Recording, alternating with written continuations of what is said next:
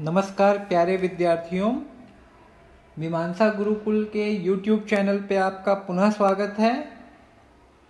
पिछले वीडियो में हमने मुद्रास्फीति के बारे में, इन्फ्लेशन के बारे में एक डिटेल्ड चर्चा की थी। एक ओवरव्यू लिया था हम लोगों ने इन्फ्लेशन के बारे में। उसकी परिभाषा थोड़ी सी देखी थी, क्या कारक हो, उसका एक इंडेक्स देखा था, कैसे हम इस वीडियो श्रृंखला को आगे लेके जाएंगे, परिभाषा क्या होती है, और अलग अलग इकोनॉमीज़ में उसकी चर्चा की थी। लाइक जापान में जो कंज्यूमर कल्चर नहीं है उसके बारे में, अमेरिका में जो कंज्यूमर कल्चर है, सप्लाई शॉक क्या होता है, कॉस्ट पुश इन्फ्लेशन या सप्लाई शॉक किसे कहते हैं, उससे कैसे इन्फ्लेशन बढ़ता है। आज की वीडियो में हम चर्चा करेंगे डिमांड पुल इन्फ्लेशन की। माने जब डिमांड पुल इन्फ्लेशन माने समझ लीजिए कि बाजार में मांग बढ़ जाए, ठीक है, और उस हिसाब से सप्लाई नहीं है वस्तुओं की, सेवाओं की, ठीक है, तो क्या होगा, कीमतें बढ़ेंगी। पहले ही वीडियो में हमने चर्चा की थी, डिमांड सप्लाई मिसमैच जब भी होता है तब मूल्य या तो ऊपर जाते हैं या तो कम होते हैं। यदि डिमांड बढ़ी, सप्लाई उतनी नहीं हुई, तो मूल्य बढ़ेंगे, और अगर डिमांड उतनी नहीं है किंतु सप्लाई बहुत हो रही है तो मूल्य जो है वो घट जाएगा। अभी जैसे देखिए, कोरोना के टाइम आपने देखा होगा कि अस्पतालों में लोगों ने बहुत पैसे खर्च किए, बेड्स की कमी थी, ऑक्सीजन की कमी थी, ट्रांसपोर्ट की कमी थी। तो आप लोगों ने शायद न्यूज़ में भी ये सुना होगा कि एम्बुलेंस जो नॉर्मली 1,000 रुपये में एक ट्रिप करती थी, वो 2-2, 3-3, 4-4 हज़ार मांग रहे थे, and people were ready to pay, right. तो क्योंकि डिमांड बहुत ज़्यादा थी, बहुत लोगों को कोरोना हो रहा था, बट उतनी तो एम्बुलेंसेज हो नहीं सकती, उतने हॉस्पिटल्स हो नहीं सकते, उतने बेड्स हो नहीं सकते। तो देखिए प्राइजेस सब जगह आपको, मैंने सर्विसेज में आपको दिख रहा था, प्राइजेस बढ़ रहा है। तो दूसरा जो कारण है इन्फ्लेशन बढ़ने का, वो डिमांड पुल इन्फ्लेशन है, ठीक है। तो इसमें देखिए कुछ पॉइंट्स पे हम आज डिस्कशन करेंगे। पहला बात तो होता है optimistic future outlook and governance reforms हो जाए। अब इसमें देखिए गवर्नेंस पे आप ध्यान दीजिए। आप सुनते ही होंगे कि जो भी राजनेता होते हैं, मोदी जी बार बार बोलते रहते हैं कि गवर्नेंस रिफॉर्म करना है। पॉलिसी सर्कल्स में आप सुनते होंगे गवर्नेंस रिफॉर्म्स करने हैं।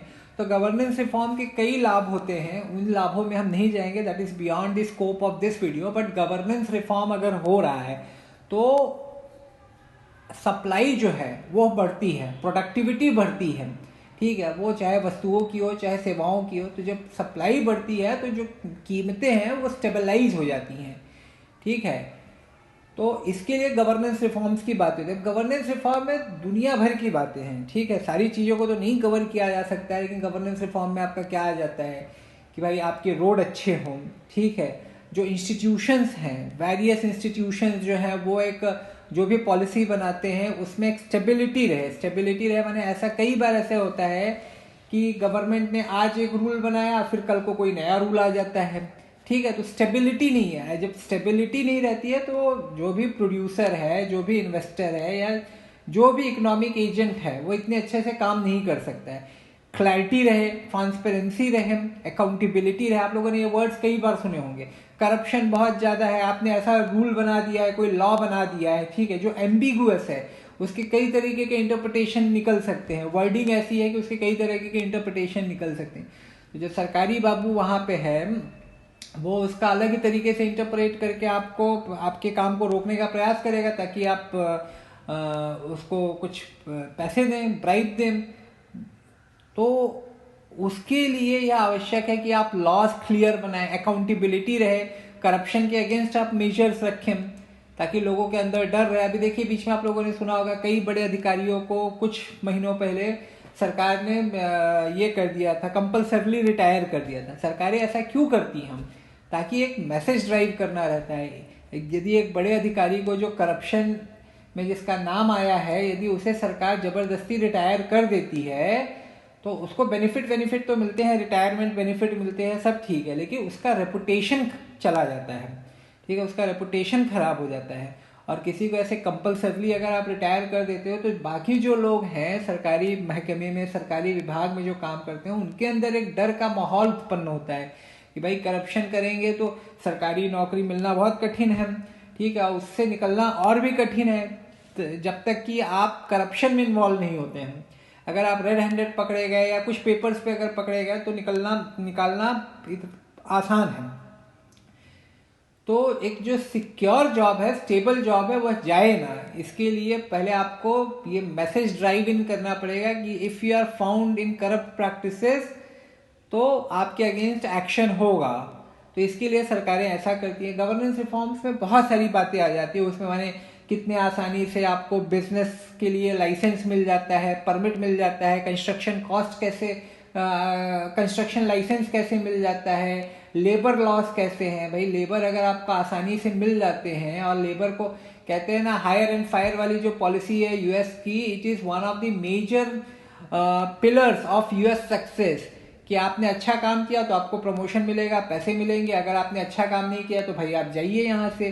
फिर आपको जब नौकरी से हटाया जाएगा तो आप क्या करेंगे, स्किल्स और गेन करेंगे, आप और हाथ पाँव मारेंगे, अगली बार आप और अच्छे से काम करेंगे। लेकिन इंडिया में लेबर, इट इज़ सैड, ठीक है। इसके अलग अलग देखिए व्यू पॉइंट हो सकते हैं, मैं ऐसा कह रहा हूँ इसका ये अर्थ नहीं है कि यही व्यू पॉइंट सही है, बट ऐसा भी कहा जाता है कि जो लेबर लॉज हैं वो इतने स्ट्रिक्ट हैं इंडिया में कि लोग बने एंटरप्रेन्योरशिप या बिजनेस में आगे बढ़ने की जो ललक होनी चाहिए वो उत्पन्न नहीं हो पाती है, because there are so many laws. फिर उसमें ब्यूरोक्रेसी आ जाएगी, अगर आपको समझ लीजिए अकाउंटिंग बहुत करना पड़े, बहुत ज़्यादा पेपर वर्क मेंटेन करना पड़े, इंस्पेक्शन मेंटेन ताकि जब कल को इंस्पेक्शन हो तो आपके पास पेपर्स हों। जो इंस्पेक्टर राज जिसे कहा जाता है 1990-91 के समय तक जो था, उसमें यही था ना कि इतना पेपर वर्क मांगा जाता था, इतने लाइसेंसेस मांगे जाते थे कि आदमी जो एक छोटा आदमी है वो तो बिजनेस करने की सोच ही नहीं सकता है, because he doesn't have money, he doesn't have man power, he doesn't have skills and उसके कॉन्टैक्ट्स भी नहीं हैं। तो इसके लिए गवर्नेंस रिफॉर्म्स पे इतनी ज़्यादा बातें होती हैं, इतना ज़्यादा फोकस किया जाता है, और इसमें बहुत सारी तरह की बातें आ सकती हैं गवर्नेंस रिफॉर्म में। आपके कोर्ट कैसे काम करते हैं, आप जैसे कई बार ऐसे होता है कि कोर्ट जो है वो एक छोटे से इशू के निपटारन के लिए 10 साल ले लेता है। तो एक बाहर से जो आदमी इन्वेस्ट कर रहा है, खासकर अगर उसने यूएस में इन्वेस्ट किया, देखिए ये सब जो बातें मैं आपको बता रहा हूँ ना, ये सब चीज़ें हो सकता है कि किसी वेबसाइट में मिल जाए, आपको किसी वीडियो में मिल जाए, लेकिन जहाँ तक मैंने देखा है इन सब चीज़ों पे डिस्कशन बहुत कम होते हैं, ठीक है। तो आशा है कि ऐसे डिस्कशन से, ऐसी चर्चाओं से आप लाभान्वित होंगे, आपका जो ज्ञान का स्तर है वह बढ़ेगा। तो अभी जैसे कोई इन्वेस्टर है जिसने यूएस में इन्वेस्ट किया है, यूरोप में इन्वेस्ट किया है, चाइना में इन्वेस्ट किया है, वहाँ पे देख रहा है काम सब स्मूथ हो जा रहा है, कहीं पे यदि कुछ अटक रहा है, कोई समस्या आ रही है, तो सरकार उसके लिए कटिबद्ध है, उस समस्या को दूर करने के लिए। जो कोर्ट है वो कटिबद्ध है समस्या को दूर करने के लिए, डेडिकेटेड है। बट इंडिया में ऐसा हो नहीं रहा है। कोई छोटी सी समस्या हो जाती है तो 10-10 साल तक मामले चलते हैं। आप लोगों ने बीच में सुना होगा कि वोडाफोन का जो इशू था, रिट्रोस्पेक्टिव टैक्स लगा दिया था। रिट्रोस्पेक्टिव टैक्स माने होता क्या है कि यदि टैक्सेशन करना है आपको, तो नॉर्मली क्या होता है, आज यदि मैं कोई लॉ बना रहा हूँ, समझ लीजिए मैं लॉ बना रहा हूँ कि पेन पे आज से टैक्स लगेगा, ठीक है।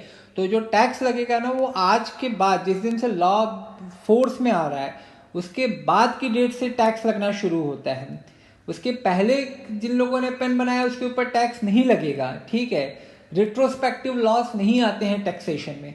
किंतु वोडाफोन के साथ कुछ ऐसे इश्यूज हुए थे कि 2012 में भारत सरकार ने रिट्रोस्पेक्टिव टैक्सेशन के अंडर उसे लाया, काफ़ी ज़्यादा टैक्स लाइबिलिटी उसके ऊपर इम्पोज की। अभी आप देखिए वोडाफोन की हालत क्या है, माने इट्स अ डाइंग कंपनी, मृत प्राय कंपनी। एक टाइम वोडाफोन इतनी अच्छी कंपनी मानी जाती थी, उसकी सर्विसेज भी इतनी अच्छी थी, किंतु देखिए वोडाफोन की क्या हालत है। लेकिन अभी देखिए भारत सरकार को भी इन चीज़ों का रियलाइजेशन हुआ है, तो देखिए अभी वो रिट्रोस्पेक्टिव टैक्सेशन उनका ये कर दिया है, माफ सा कर दिया है, ठीक है। तो स्टेबिलिटी होनी चाहिए बिजनेस में, लॉज आपके स्टेबल हो, उसका इम्प्लीमेंटेशन स्टेबल हो, कोर्ट आपका सही हो, जो ब्यूरोक्रेट्स हैं वो सही हो, एथिकल हो, ट्रांसपेरेंट हो। तो इसके लिए गवर्नेंस रिफॉर्म पे बहुत फोकस किया जा रहा है। गवर्नेंस रिफॉर्म में मैंने जैसे कहा कि there are many benefits of having a good governance, but inflation control is also one of the objectives, one of the goals of governance reform, ठीक है। तो एक तो ये हो गया। फिर एक हमने क्या कहा है, ऑप्टिमिस्टिक फ्यूचर आउटलुक। तो यदि समझ लीजिए कि ऐसा लग रहा है कि कल को मैंने लोगों के पास अच्छा पैसा होगा, जीवन स्तर लोगों का अच्छा होगा, लोगों का रोजगार बढ़ेगा, इनकम बढ़ेगी, तो लोग क्या करेंगे? लोग खर्च करेंगे। अब जब मेरे पास पैसा बहुत है समझ लीजिए, तो मैं क्या करूँगा? मैं बाहर जाऊँगा, खर्च करूँगा, गाड़ी लूँगा, अच्छा मोबाइल लूँगा, अच्छा घर लूँगा, फर्नीचर अच्छा लूँगा, किचन अच्छा बनाऊँगा, दुनिया भर के खर्च करूँगा। मैं I will be consuming different goods and services, right? तो उसके लिए माल माने बाजार में माल होना चाहिए, वो गुड्स एंड सर्विसेज अवेलेबल होनी चाहिए। ऐसे मेरे से यदि बहुत सारे लोग होंगे, समझ लीजिए कल को बहुत सारे लोगों के पास माने ऐसा हो गया कि 3 लाख रुपया महीना कमा रहे हैं वो लोग, there are so many people, then they will be demanding many goods and services. तो उसको सप्लाई करने के लिए बिजनेसमैन आगे आएंगे। जब उसको लगेगा भाई मेरा लाभ होगा, तभी तो अपना पैसा इन्वेस्ट करेगा, अपना टाइम इन्वेस्ट करेगा। तो जब अगर फ्यूचर प्रॉमिसिंग लगता है तब भी इन्वेस्टमेंट बढ़ता है। और क्या कहते हैं, फ्यूचर जब ब्राइट है, लेकिन वो आज आपने जो इन्वेस्ट किया है उसको टाइम लगता है। तो इस पे हम आगे जाके चर्चा करेंगे, will discuss it some time later. But अगर ऑप्टिमिस्टिक फ्यूचर आउटलुक है, ठीक है, तो गुड्स का सप्लाई बढ़ जाता है, ठीक है, तो गुड्स का सप्लाई बढ़ जाता है, गुड्स की डिमांड बढ़ जाती है, तो उसके कारण भी इन्फ्लेशन आता है मार्केट में। ये कब हम लोगों ने इसका एक्सपीरियंस कब किया था, कब इसका अनुभव किया था? 2004-05 के बाद ना, यदि आप देखेंगे तो India was known as a sleeping giant, सोता हुआ जिसे कह सकते हैं ना, एक जाइंट था। तो उसके कारण बहुत माने इन्वेस्टमेंट हुआ इंडिया में, ठीक है, उसके कारण इन्वेस्टमेंट बहुत हुआ इंडिया में। इन्फ्लेशनरी प्रेशर्स भी आपको दिखाई पड़े उस दौरान, 2004-05 के बाद इन्फ्लेशनरी प्रेशर्स भी आपको दिखाई पड़े, क्योंकि तभी देखिए आपका आईटी बूम आ रहा था, ग्लोबलाइजेशन शुरू हुआ था, इंस्पेक्टर राज खत्म हो रहा था, इंडस्ट्रियल लाइसेंसेस एबॉलिश किए गए थे, टैरिफ्स कम किए गए थे। तो जो फ्यूचर था वो इंडिया का ब्राइट माना जा रहा था, ठीक है। तो उसके कारण क्या, डिमांड बढ़ी इंडिया में, क्या हुआ, डिमांड बढ़ने लगी। तो फिर क्या हुआ, डिमांड जब बढ़ी तो इन्फ्लेशन माने इन्फ्लेशनरी, आप देखिए 2011-12 में काफ़ी इन्फ्लेशन आपको दिखा होगा।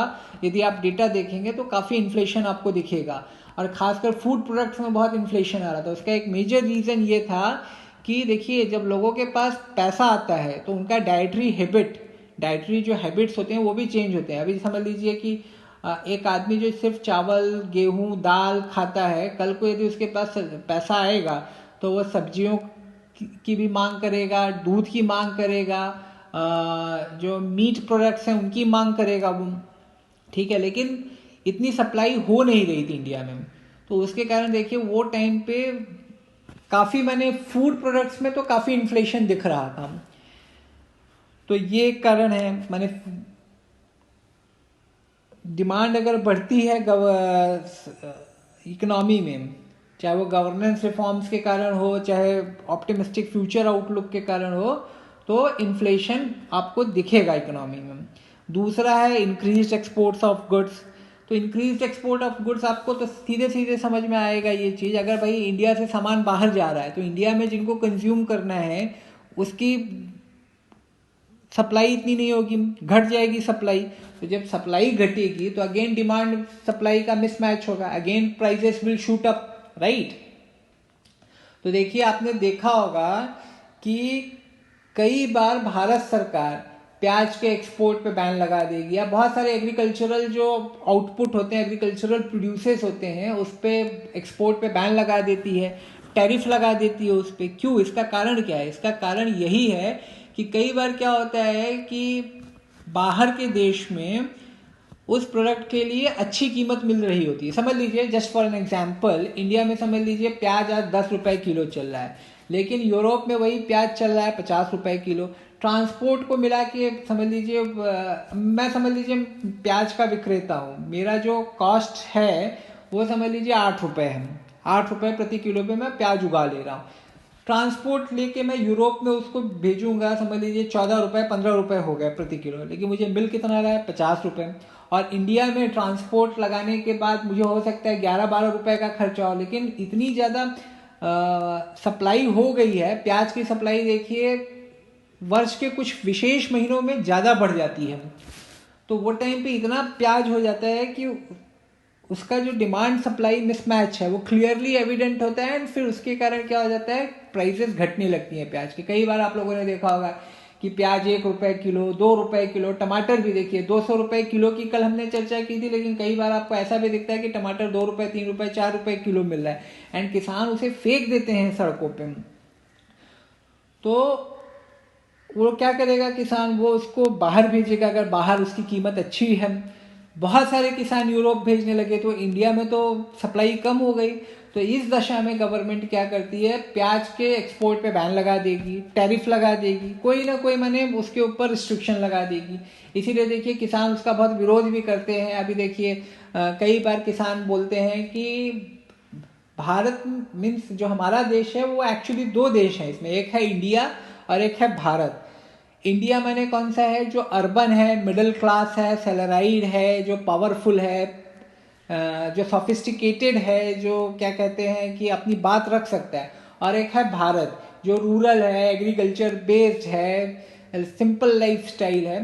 तो जो सरकारें होती हैं वो इंडिया को प्रेफर करती हैं और भारत को दबाती हैं, ऐसा इन लोगों का कहना है।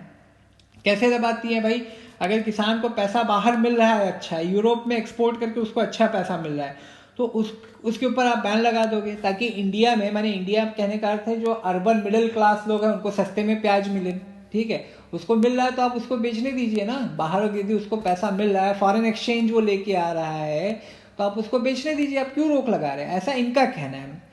तो जब इंक्रीज्ड एक्सपोर्ट ऑफ गुड्स होता है तब भी इन्फ्लेशन बढ़ता है। ठीक है, उसके बाद देखिए एक और जो पॉइंट है, इस पे तो कल भी हमने थोड़ी चर्चा की थी, welfare measures that put money in the hand without increasing productivity. कल भी हम लोगों ने चर्चा की थी इस पे, जो पहले का वीडियो है, यदि आपने नहीं देखा है तो उसको देखिए कि कैसे यदि मनरेगा हो गया या जो भी स्कीम हो गई, यदि प्रोडक्टिविटी नहीं बढ़ाता है, ठीक है, तो क्या होगा, उसका रिजल्ट क्या होगा, इन्फ्लेशन आएगा। कैसे इन्फ्लेशन आएगा, आप समझ लीजिए कि कल भी चर्चा की थी तो मुझे नहीं लगता कि इसको डिटेल में जानने की आवश्यकता है, फिर भी मैं बता देता हूँ कि मैंने बिना काम किए, मुझे समझ लीजिए 100 रुपये दे दिए गए, मैंने कोई काम नहीं किया, ठीक है, लेकिन मुझे 100 रुपये या 1000 रुपये दे दिए गए। अब मैंने तो इकोनॉमी में कुछ सप्लाई किया नहीं, मेरे कारण इकोनॉमी में कोई एफिशिएंसी बढ़ी हो या गुड्स आए हों, सर्विसेज आई हों, ऐसा तो कुछ हुआ नहीं, किंतु मेरे हाथ में क्या आया, 1000 रुपये आ गए। ठीक है, तो वो 1000 रुपये का मैं क्या करूँगा, मैं तो जाके कुछ खरीदूंगा ना, तो उससे क्या हो रहा है, डिमांड बढ़ रही है, बट मेरे कारण सप्लाई तो बढ़ी नहीं। और मेरे जैसे जब कई लोग हों, लाखों करोड़ों लोग हों, जैसे मनरेगा में तो बहुत सारे लोग काम करते हैं, करोड़ों की संख्या में काम करते हैं, किंतु यदि उनके कारण सप्लाई नहीं बढ़ती है, एफिशिएंसी नहीं आती, लेकिन आप उनके हाथ में पैसा दे रहे हैं, तो जाके गुड्स एंड सर्विसेज का डिमांड करेंगे माने खरीदेंगे वो। तो जब सप्लाई नहीं है किंतु डिमांड है तो क्या होगा, फिर से आपका इन्फ्लेशन बढ़ेगा। ठीक है, तो ये एक पॉइंट हो गया। फिर उसके बाद डेफिसिट फाइनेंसिंग है, जैसे कहते हैं ना कि प्रिंटिंग मनी कई बार क्या होता है, आखिर पैसा क्या है, पैसा तो है कागज का नोट, ठीक है, कागज की कोई कमी है नहीं, पैसा छापना कोई बहुत डिफिकल्ट काम तो है नहीं, रिजर्व बैंक के पास मशीनें हैं, पूरी उसकी प्रक्रिया है, पैसे छाप सकती है वो। लेकिन वो पैसे छाप के, यदि वही है कि पैसे छापे आपने किंतु प्रोडक्टिविटी नहीं बढ़ी, तो क्या होगा, फिर से आपका इन्फ्लेशन बढ़ेगा।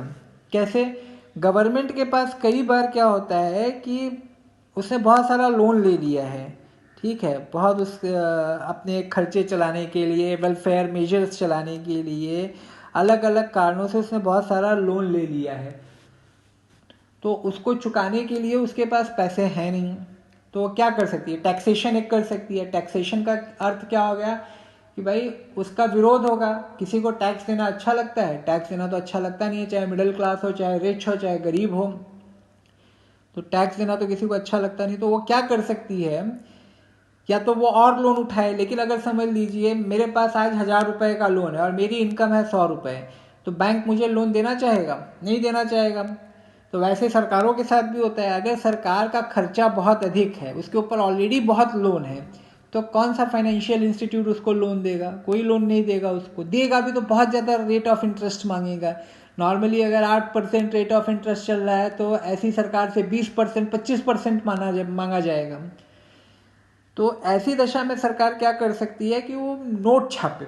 रिजर्व बैंक ऑफ इंडिया जो है, या किसी भी सरकार की जो रिजर्व बैंक है, जो भी केंद्रीय बैंक है, वो तो क्या एक सोवरेन पावर है, उसके पास वो पावर है कि वो नोट छाप सकें। तो रिजर्व बैंक ऑफ इंडिया को कहेगी कि आप नोट छापिए। नोट छापिए में इतना सरल नहीं होता, इतना स्ट्रेट फॉरवर्ड नहीं है। गवर्नमेंट क्या करती है, सिक्योरिटीज़ को प्रिंट करती है, जो बॉन्ड जिसे कहते हैं। Government bonds are considered as most secure form of credit, ठीक है, क्योंकि ऐसा माना जाता है कि government which is sovereign power, which is the most powerful political entity, is never going to fail in its financial dealings. जो भी उसने लोन लिया है वह चुकाएगी, ऐसा माना जाता है। तो जो बॉन्ड है वह उसको फेल सेफ ये माना जाता है, फाइनेंशियल इंस्ट्रूमेंट माना जाता है।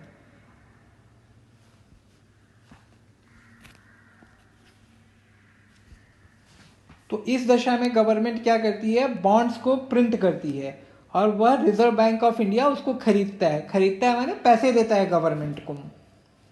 तो इसको कहते हैं डेफिसिट फाइनेंसिंग। तो इसमें क्या होता है कि डेफिसिट फाइनेंसिंग के कारण सरकार जो है अपना लोन तो चुका देती है। बैंक से अगर लोन लिया हो, फाइनेंशियल इंस्टीट्यूट से जो लोन लिया हो, या जैसे समझ लीजिए LIC से लोन लेती है सरकार, और बाकी फाइनेंशियल इंस्टीट्यूट से जो लोन लेती है सरकार, वो चुका देती है। तो अब बैंक के पास पुनः पैसा आ गया, कॉरपोरेट के पास पुनः पैसा आ गया, तो क्या करेगा? इन सब चीज़ों के पैसे का क्या करेगा? बैंक क्या करेगा, कॉरपोरेट क्या करेगा, LIC क्या करेगी, या जहाँ से भी सरकार ने पैसा लिया होगा उसका क्या करेगी? वो लोग वस्तुओं की डिमांड करेंगे, बैंक फिर से लोन देगा लोगों को। लोन लोगों को जब मिलेंगे तो वो इन्वेस्टमेंट करेंगे, वो चीज़ों का डिमांड करेंगे। भाई अब मैं लोन किस चीज़ के लिए लेता हूँ? मैं घर के लिए लेता हूँ, मैं कार के लिए लेता हूँ, मैं होम अप्लाइंसेस के लिए लेता हूँ। माने मैं चीज़ों का डिमांड कर रहा हूँ, डिमांड बढ़ा रहा हूँ मैं चीज़ों की, लेकिन सप्लाई तो इतनी है नहीं। सप्लाई का आपने आउट ऑफ थिन एयर आपने पैसे बना लिए, ठीक है, आपने बस रिजर्व बैंक ऑफ इंडिया को बोला और आपने पैसे बना लिए, लेकिन सप्लाई तो आपने बढ़ाई नहीं। आपने ऐसा कुछ भी नहीं किया कि जिसे कहते हैं ना, जैसे मेक ऑफ इंडिया को आपने सक्सेसफुल बना दिया और स्किल इंडिया को आपने सक्सेसफुल बना दिया। ऐसा तो कुछ आपने किया नहीं, बस लोगों के हाथ में पैसे आ गए, क्योंकि आपने जितने लोन लिए थे वो आपने चुका दिए। कैसे? रिजर्व बैंक ऑफ इंडिया को ये कह के कि भाई आप हमको प्रिंट करके दीजिए पैसे। तो ये एक बड़ा कारण होता है। जर्मनी में, हाँ, इस पे एक बहुत अच्छा एग्जाम्पल है। जर्मनी में आप लोग इसके बारे में पढ़िएगा, हाइपर इन्फ्लेशन हुआ था 1922-23 के अराउंड। हाइपर इन्फ्लेशन हुआ था। उसका कारण यही था, हाइपर इन्फ्लेशन माने ऐसा बढ़ रहा है कि वस्तुओं की जो कीमत है वो 1 घंटे में दुगनी हो जा रही है, तिगुनी हो जा रही है, चौगुनी हो जा रही है, ठीक है। तो इसका कारण यही था कि जर्मनी जो प्रथम विश्व युद्ध में हार गया था, उसके ऊपर रिपरेशन से, माने जो जीते हुए देश थे उनको पैसा देना था। ऐसा माना गया कि जर्मनी के कारण वॉर हुआ है तो Germany is responsible for paying. तो जर्मनी के ऊपर कुछ कंडीशंस लाद दी गई कि आपको इतना पैसा देना है। फिर उसका जो इंडस्ट्रियल एक जोन था रूहर करके, उसके ऊपर फ्रांस ने अधिकार कर लिया था, क्योंकि जर्मनी पेमेंट बराबर नहीं कर पा रहा था। रिपरेशन में जो पेमेंट करनी चाहिए थी वो नहीं कर पा रहा था। तो रूहर पे जो इंडस्ट्रियल बेल्ट था, यहाँ पे इन लोगों ने अधिकार जमा लिया, फ्रांस वालों ने। तो जर्मनी की सरकार ने क्या किया कि भाई पैसे लोगों को, एम्प्लॉयज़ को मिल रहे हैं, ठीक है, सारे जो एम्प्लॉयज़ हैं उनको पैसे दिए जा रहे हैं, लेकिन वहाँ के जो एम्प्लॉयज़ थे रूहर में, जो जर्मन एम्प्लॉयज़ थे, वो काम नहीं कर रहे थे। पैसिव रेजिस्टेंस उन लोगों ने, माने जो आप कह लीजिए गांधीवाद उन लोगों ने अपना लिया, पैसिव रेजिस्टेंस, हम काम नहीं करेंगे, लेकिन इनको पैसा सरकार की तरफ से उनका जो भी वेतन था वो मिल रहा था। तो उसके कारण क्या हो रहा था कि वही है, सप्लाई कुछ है नहीं किंतु पैसा आ रहा है लोगों के हाथ में। तो ऐसी दशा हो गई थी कि जो जर्मन मार्क, माने जैसे इंडिया में रुपी है, US में डॉलर है, तो जर्मन मार्क जो है, बच्चे उसकी पतंग बना के उड़ा रहे थे। आप ऐसी कंडीशन अभी देख लीजिए वेनेजुएला में है इस समय, टर्की में भी बहुत ज़्यादा, वेनेजुएला में तो बहुत ज़्यादा है, किंतु टर्की में भी काफ़ी अच्छी रेट ऑफ इन्फ्लेशन इस समय काफ़ी मैंने बढ़ा हुआ है, 20, 25, 30% चल रहा है। तो जो डेफिसिट फाइनेंसिंग है इसको बहुत ही ख़राब माना जाता है, इसके ऊपर हम चर्चा करेंगे आगे, लेकिन इस क्यों ऐसा माना जाता है। लेकिन यदि जो भी गवर्नमेंट डेफिसिट फाइनेंसिंग करती है तो उसको माने लोग लोन नहीं देना चाहते। जो बड़े फाइनेंशियल इंस्टीट्यूशन है या जो एफडीआई होती है, एफआईआई होती है, ये लोग पैसा नहीं देना चाहते हैं, क्योंकि होता क्या है कि आपने तो समझ लीजिए 100 रुपये मैंने आपको लोन दिए, ठीक है, किसी बैंक ने 100 रुपये लोन दिए, लेकिन 1 साल बाद ये 100 रुपये की कीमत आपने इन्फ्लेशन इतना बढ़ा दिया, ठीक है, आपने इतना इन्फ्लेशन बढ़ा दिया कि समझ लीजिए जो चीज़ मुझे 2022 में 100 रुपये में मिल रही थी, ठीक है, 2022 में, वही चीज़ इन्फ्लेशन बढ़ने के कारण 2023 में मुझे 1000 रुपये में मिल रही है, ठीक है। तो आप मुझे 2023 में अगर ब्याज के साथ 110 रुपये वापस भी करते हैं तो क्या फ़ायदा है, मेरा तो लॉस ही हुआ, राइट, मेरा तो लॉस ही हुआ ना। भले मुझे 10 रुपये ज़्यादा मिले, आपने मुझे इंटरेस्ट दे दिया, लेकिन मेरा बहुत बड़ा नुकसान हो चुका है। इसके बारे में रियल रेट ऑफ इंटरेस्ट होता है, उस पर भी हम चर्चा करेंगे शायद इसी वीडियो में या किसी अन्य वीडियो में, किंतु आप समझिए, बॉटम लाइन समझिए क्या है। तो जो भी सरकार डेफिसिट फाइनेंसिंग करती हैं तो उनको जो बाकी माने फाइनेंशियल इंस्टीट्यूट्स हैं, बैंक हैं, वो सब लोन नहीं देना चाहती हैं, ठीक है। रेटिंग एजेंसीज भी जो होती हैं, आप लोगों ने रेटिंग एजेंसीज के बारे में सुना होगा, कभी पेपर अगर आप इकोनॉमिक टाइम्स पढ़ेंगे तो उसमें देखिए गवर्नमेंट बॉन्ड्स को AAA, AA, अभी देखिए इंडिया का बीच में मूडीज ने रेटिंग सुधारा है, ठीक है, आई थिंक नेगेटिव रेटिंग थी, स्टेबल नेगेटिव थिंग थी, रेटिंग थी, उसको स्टेबल किया उन लोगों ने शायद, I am not very sure, आप लोग थोड़ा चेक कर लीजिएगा इसे। किंतु जब आपकी रेटिंग अच्छी होती है, जैसे अगर आपकी AAA रेटिंग है, किसी सरकार की यदि AAA रेटिंग है, जैसे ये बड़े बड़े जो रेटिंग एजेंसीज हैं, यदि आपको अच्छी रेटिंग दे रही है तो आपको सस्ते इंटरेस्ट रेट पे लोन मिलेगा। समझ लीजिए AAA है तो आपको हो सकता है 3% पे मिल जाए, क्योंकि जो बैंक आपको लोन दे रहा है, आपकी सरकार को दे रहा है, उसको इस बात का विश्वास है कि आपको पैसा वापस मिलेगा और यहाँ पे इन्फ्लेशन भी नहीं रहेगा, क्योंकि आप डेफिसिट फाइनेंसिंग नहीं कर रहे हैं, प्रिंट करके आप लोन नहीं चुका रहे हैं पैसा, ठीक है। तो आपको पैसा तो वापस मिलेगा ही और आपको लाभ भी होगा। लेकिन अगर समझ लीजिए आपका नेगेटिव रेटिंग दे दिया है तो आपको वही पैसा मिलेगा 20% पे, 15%, ऐसे ज़्यादा रेट ऑफ इंटरेस्ट मांगा जाएगा, क्योंकि यदि कोई ज़्यादा रिस्क ले रहा है तो रेट ऑफ इंटरेस्ट भी ज़्यादा मांगेगा। तो इसके लिए डेफिसिट फाइनेंसिंग को बुरा माना जाता है और इंडिया में 1994 से ये चीज़ बंद है, ठीक है, 1994 से इंडिया में ये बंद है। लेकिन अब कोरोना के बाद ऐसी चर्चाएं चल रही हैं कि जो भारत सरकार की जो देनदारियां हैं, ऋण है, उसको चुकाने के लिए डेफिसिट फाइनेंसिंग करना अब आवश्यक हो गया है, क्योंकि इकोनॉमिक एक्टिविटीज़ बंद है, 2 साल लगभग हो गए, उस पर कोई ना कोई मैंने रुकावट, अवरोध आ ही रहा है, लोगों के पास बहुत समस्याएं हो रही हैं, खासकर जो लोअर मिडिल क्लास हैं, पुअर क्लास हैं, और जो कॉरपोरेट हैं, ये भी समझिए। देखिए इस पे भी क्वेश्चन आ सकता है यूपीएससी में कि क्या है होता है डेफिसिट फाइनेंसिंग और होना चाहिए कि नहीं होना चाहिए।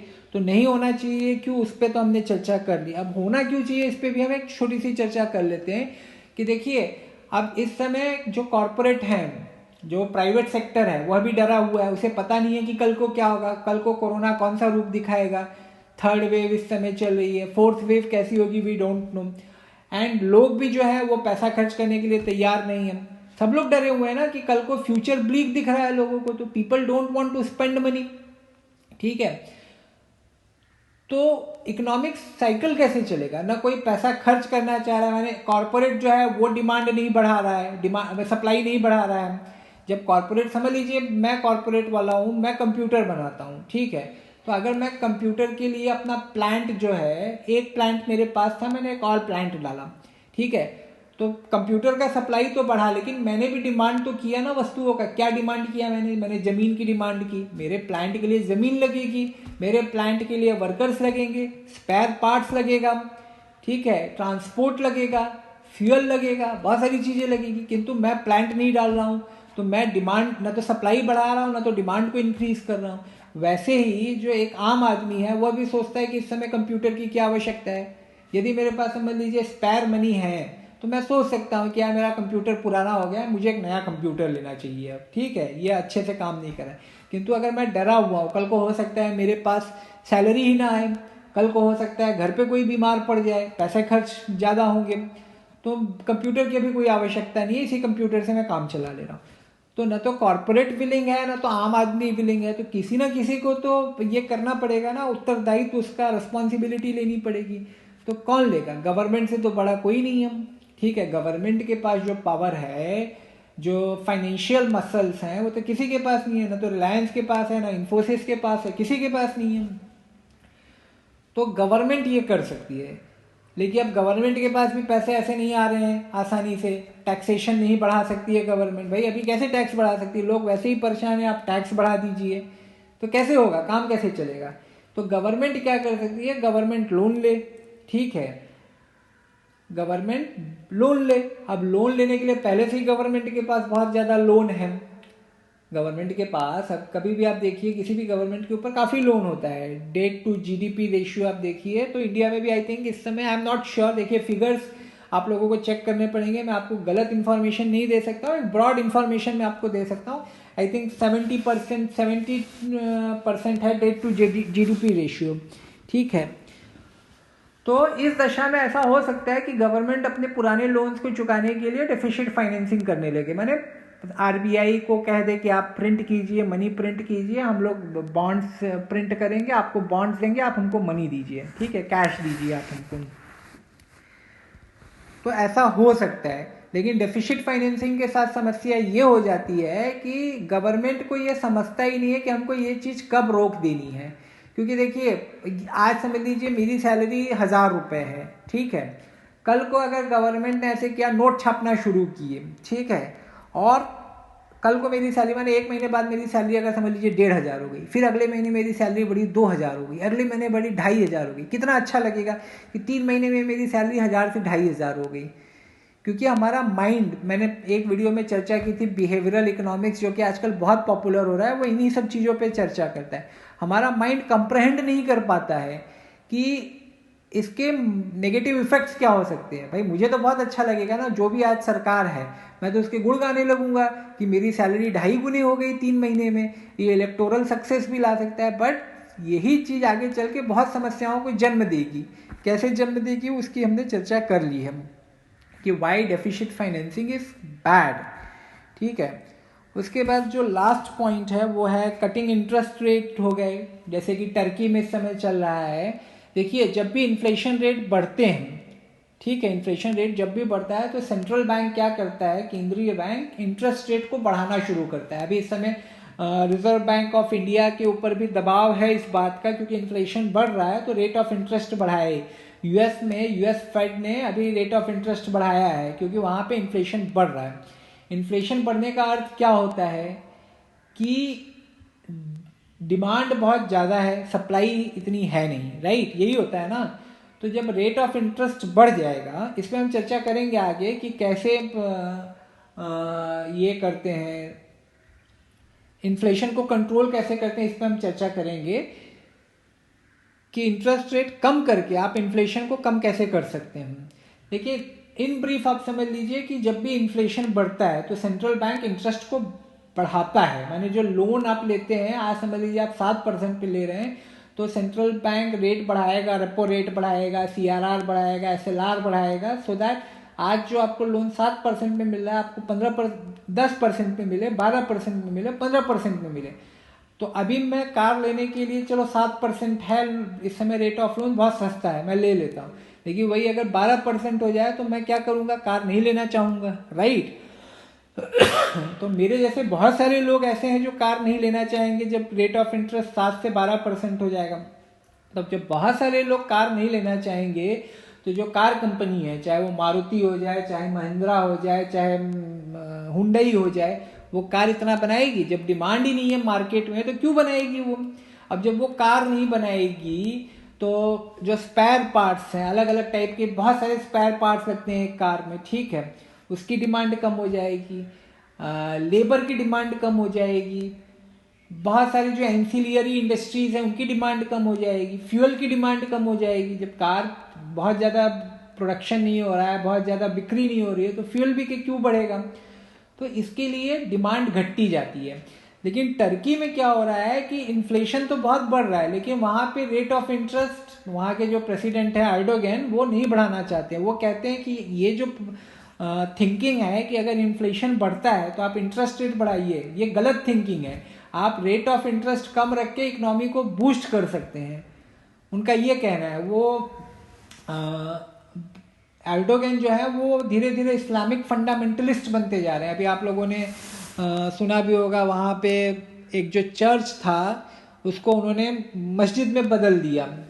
इस्तांबुल में जो एक चर्च था हेगिया सोफिया करके, उसकी जो पहले चर्च था, फिर मस्जिद बना, मस्जिद से चर्च बना, अभी वापस उन्होंने उसको मस्जिद में बदल दिया है। इस्लामिक फंडामेंटलिज्म की ओर वो जा रहे हैं।